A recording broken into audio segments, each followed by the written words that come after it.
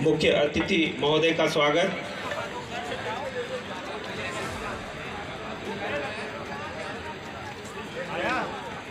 जोरदार तालियों से आप सब अभिवादन करें सर का।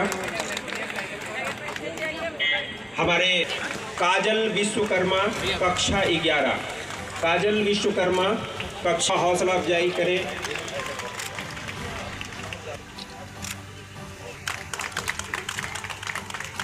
पायल चौहान कक्षा प्रथम आए थे।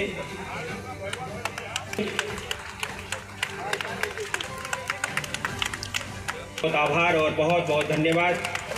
शिलान्यास किया है, कितने करोड़ की योजनाएं हैं और विकास की रफ्तार में कितनी गति मिलेगी इससे? आज माननीय प्रधानमंत्री जी ने 85,000 करोड़ की योजनाओं का आज लोकार्पण किया है और इससे जो प्रधानमंत्री जी का गति शक्ति भारत स्कीम है, जिसके तहत तेज़ी से रेलवे का डेवलपमेंट, तेज़ी से इंफ्रास्ट्रक्चर जो ट्रांसपोर्टेशन का डेवलपमेंट और तेज़ी से आम वाहनों के लिए जो रोड्स का डेवलपमेंट और मॉडर्न रूप में ऐसी ट्रेनें बनाना जो भारत में आधुनिक रेलवे के रूप में कन्वर्ट हो और साथ में हम अन्य विकासशील देशों को भी व्यापार करके निर्यात करके भी रेलवे दे। सेमी हाईब्रिड ट्रेनों का आज लगभग इस देश के अंदर 100 से अधिक देशों ने हमें ऑर्डर दिया है हमारे देश को कि आप हमारे ट्रैक पर भी ऐसी ट्रेनें चलाइए। और उसके लिए और जो मोदी जी संकल्प लेते हैं वो करते हैं। उन्होंने 75 अमृत महोत्सव के बाद अमृत काल के शुरुआती दिनों में 75 वंदे भारत चलाने का संकल्प लिया था।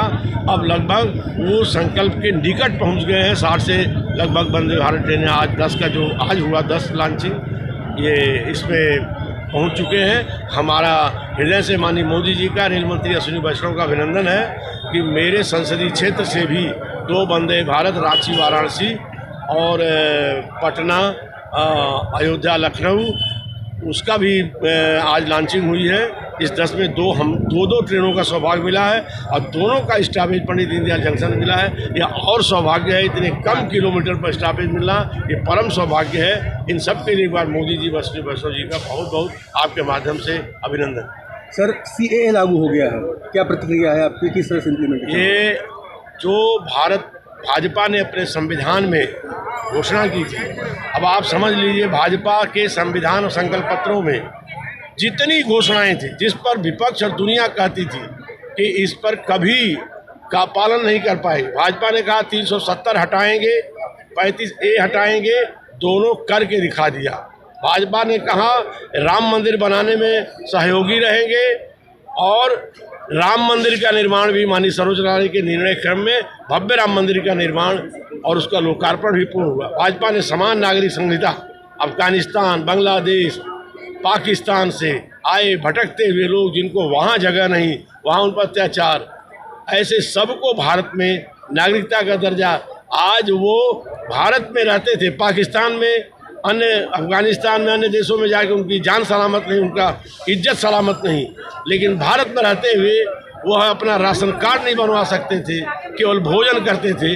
ऐसे सबको भारत का सम्मान। और यह जो निर्णय हुआ है, यह निर्णय जब देश का बंटवारा हुआ था उसी समय यह समझौता था कि अगर उस दौरान कोई भी नागरिक यहाँ रह जाएगा जिसको पाकिस्तान, बांग्लादेश की परिस्थितियों से उन्हें वो देश छोड़ना पड़ेगा तो भारत का नागरिक होगा।